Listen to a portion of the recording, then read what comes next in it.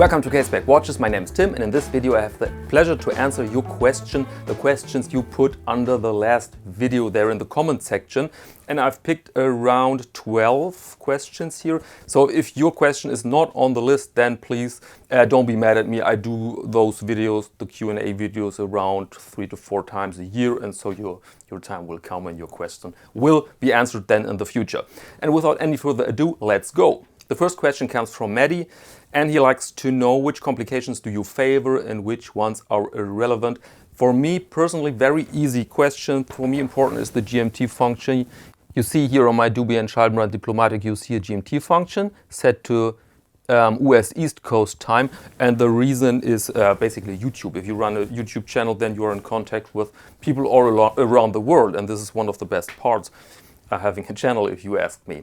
And so irrelevant, yeah, moon phase. This moon phase is this, I don't know how to describe it, why I find it extremely redundant, but it's a little bit pathetic even, I think.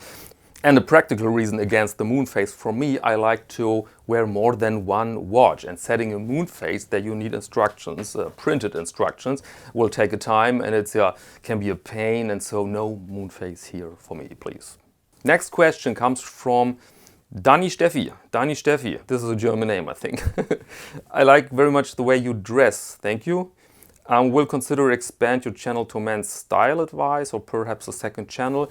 I thought about that, but I'm comfortable. I'm feeling comfortable here with this channel.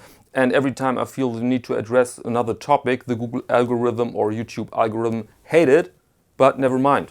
And so sometimes you find here videos about style, like my little series Style Break, or if I feel the need to show you something else I do here, or playing guitar. At the end of this video you will find a guitar piece played by me.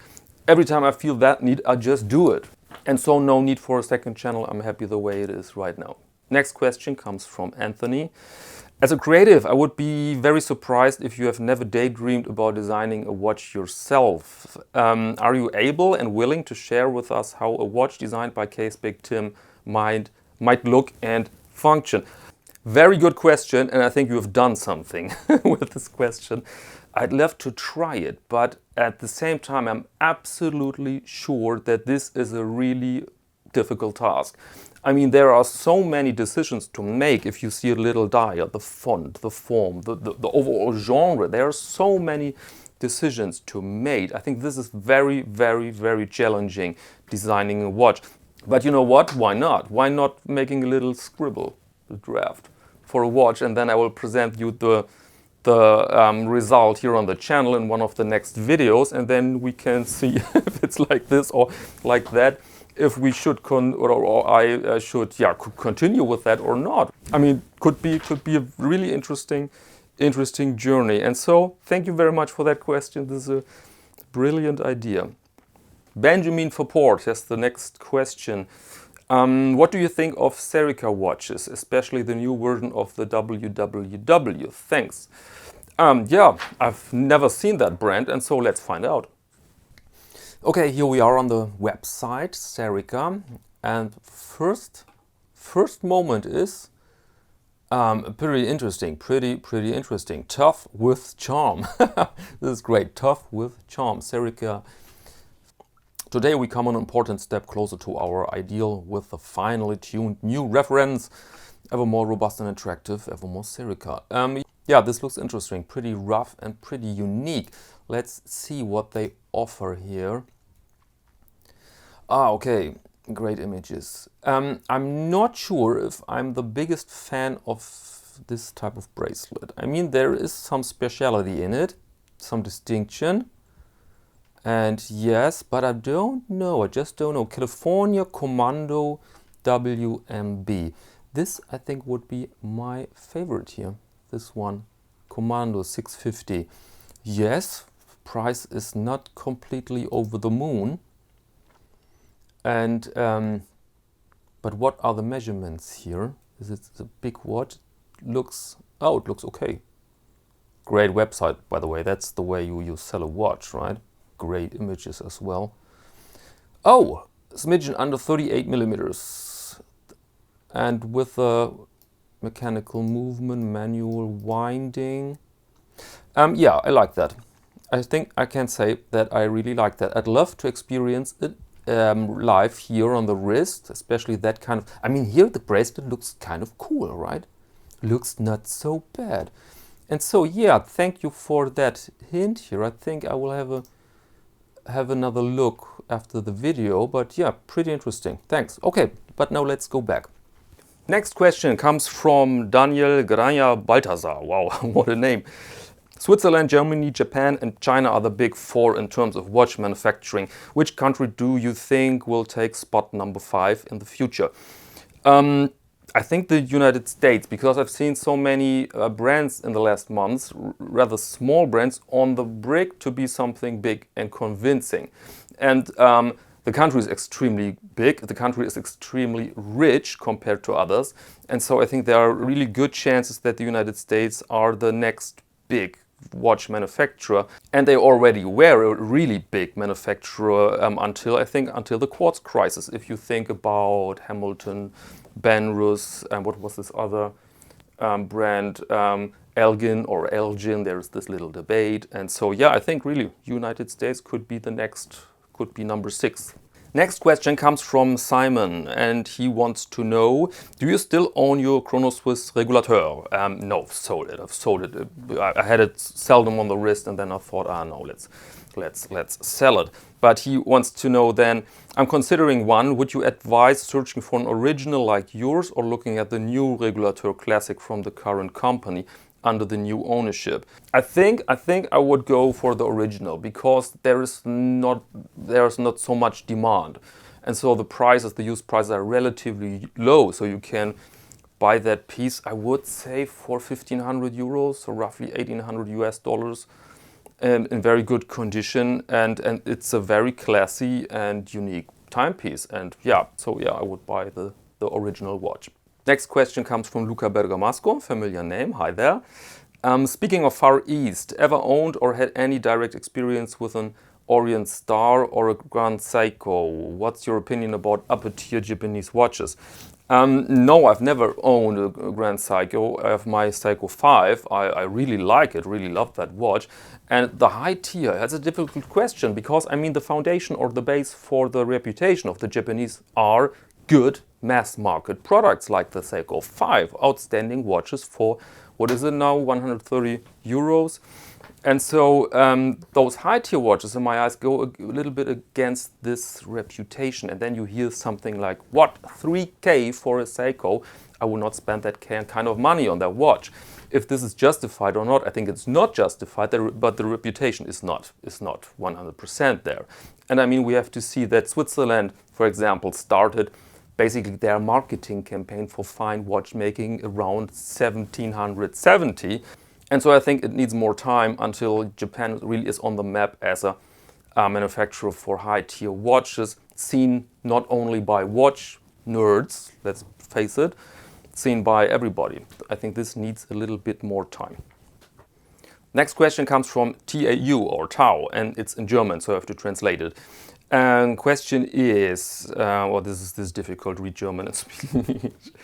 Independent versus big brands. Independent brands, so microbrands versus big brands, and have independent brands more value? Is the resale value higher, and do they have more soul, microbrands, more soul than the big brands owned by Richemont, owned by big companies? No, I think it absolutely depends. There's no in general. You have big watch companies, the product of big watch companies with an amazing resale value. Let's face it.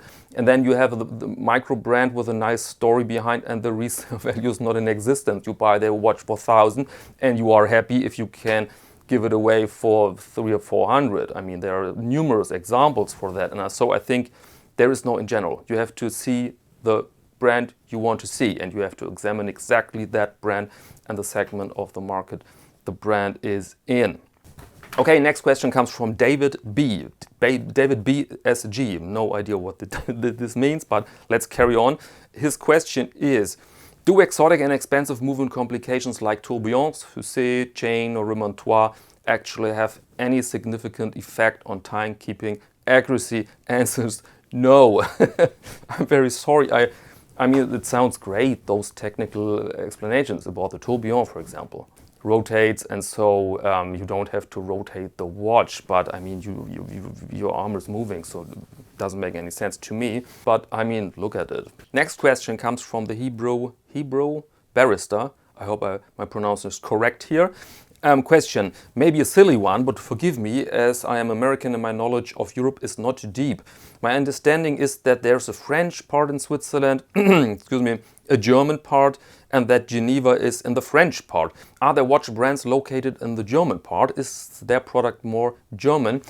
This is not a silly question. This is a pretty good question, and most people in Europe are not able to tell you how many languages are spoken in Switzerland and how many regions they have. But I found a map here because I didn't know it myself, but now we can study here. And here you see all the regions connected to the languages. But second part of the question, is the product of the German part more German? I doubt that. I doubt that, to be frank. I see no real reason for that. And Germans are not overly popular in Switzerland. I think they are seen basically as rather loud and, yeah, somewhat annoying sometimes. And so I doubt that. Next question comes from Julian, and he likes to know, are the Japanese watches underappreciated, and if so, why? We're coming to that in one of the next questions, so wait for it, please. Next question comes from William Miller, and William Miller writes, it's hard to find accurate pricing via websites as they vary so much for exactly the same watch. No, I'm not talking about used watches, but brand new ones. Why don't many watch reviews include market prices? As this is the ultimate question in pulling the trigger on a timepiece. Absolutely correct. This is extremely annoying, and you know what? Sometimes for a watch reviewer, believe it or not, it's hard to find out the price for the thing. You have press releases from the big brands. I have tons of them, and then you find everything, nice images and all specifications, and here and there the story, the marketing, blah blah hype, and then you look for the price. Where's the damn price? Where's the damn price? And you don't find it because it's not there. It's not in the press release. It's like those old menus in restaurants where the lady used this menu without prices. It's so annoying to keep a price in mind and something like that. And I think this is the same thinking behind that. Prices. We don't have to speak about prices. We have to speak about our nice watch. And I think I'm not the only one who finds this extremely pretentious and annoying, but that's the way they like it. But you don't find this with new brands or smaller brands. They just put the price in the press release and there it is. And yeah, that's it. Next question comes from Lynette Nussbacher. Wow, that's a great name. Extremely long question. Let me see. This is a lot about ethics and sustainability and governance and everything like that. And so my question, what will the future narratives in watchmaking be? Can myths like Inhouse survive? As Richemont, for instance, builds movements centrally with brand customization on a large scale. Will they pretend that this is different from Swatch Group or Seiko doing the same? What will we say about a watch in 2025? Yeah, I think I've answered this a little bit in one of my last videos, that there is no longer this direct connection between a manufacturer and physical product quality, or there's no connection anymore between a region and a real technical benefit, a real capability to produce something which the other region cannot produce. This is gone. And so I think the time for telling wild stories about uniqueness and such things is over. Or show some dodgy behavior like producing in China without full disclosure. I mean, you can do this. If you say, I want to be competitive, so the bracelet comes from China, you can do it. But this time for hiding all this, I think this is completely over. And so I think 2025 people will see watches a little bit like jeans. Everybody can produce that jeans, but there are so many varieties, and it's more the job of the manufacturer to choose varieties, to choose specifications, designs wisely, to be strong and to offer an attractive product. Next question comes from Ordinator 2008. I very much want a cheap mechanical chrono, and I love the look of the 1963. This is the Seagull. But I do not want the Chinese Communist Party star on my wrist. Tim, is there a watch you will not wear because of politics? Good question. I have not so much a problem with the red star on the Seagull, but because I've learned that it's a private company and not related or not connected to the Chinese government. And so for me, it's only a gimmick, let's say. But if I find a really meaningful symbol connected to an actual bad player on the world map, then of course I wouldn't wear it. I mean, the famous example is the swastika on a watch. You will not find that easily, but if I see something like that, then of course I wouldn't wear it. Or a watch owned by Saddam Hussein, for example, I would never wear that. Or by an SS member, absolutely not. Next question comes from Michael Bedford, as well, very familiar name. Thank you for that. As Christmas is on the horizon, what very affordable watch might you buy for a young relative who has never owned a watch before? Let's see, he continues. Parameters, unisex, under 200 euros, suitable for a variety of situations, though not necessarily for swimming, mechanical or quartz. Yeah, very easy answer. Thank you for that easy question. Seiko 5 or a nice Timex. This is absolutely, you can go with that. I mean, Seiko 5, they go for 130 euros. They are absolutely precise. They're rock solid. They're good looking, good size, bracelet or strap, and you can swim with that. You can attend a restaurant if you put it on another strap maybe, and so absolutely, Seiko 5, Seiko 5, Seiko 5, Seiko 5, Seiko 5. Okay, last question in this Q&A comes from Daryl Clark. So often the Japanese are not given credit for the quality of their watches. This year Rolex announced its new line of watches, same old watches, just different sizes and colors. At the same time, Grand Seiko came out with the TO Constant Force Tourbillon concept.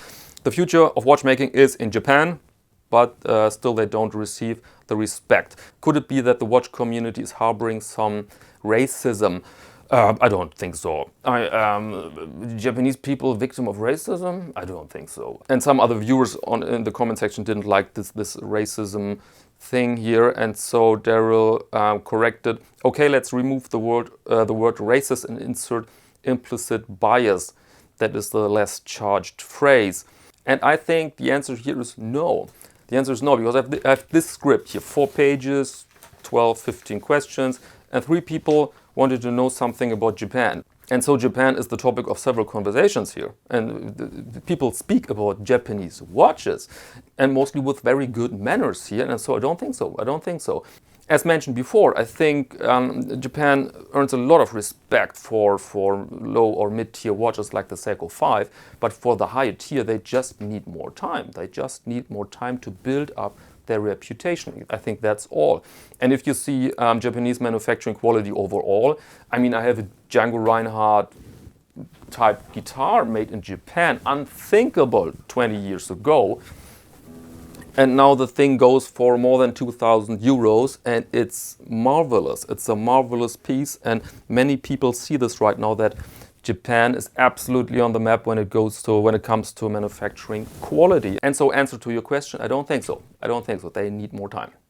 Okay, that was the last Q&A video for 2020. If you have more questions, then just wait until the announcement for the next video. To make it easier for you, you should subscribe, then you get your notification when videos pop up and when I invite you to send me more questions. And if you like to have sometimes other sneak previews of watches or other things I find interesting, then follow me on Instagram, please. It's Caseback_Tim. And now let me thank you very much for your attention, and maybe until next time.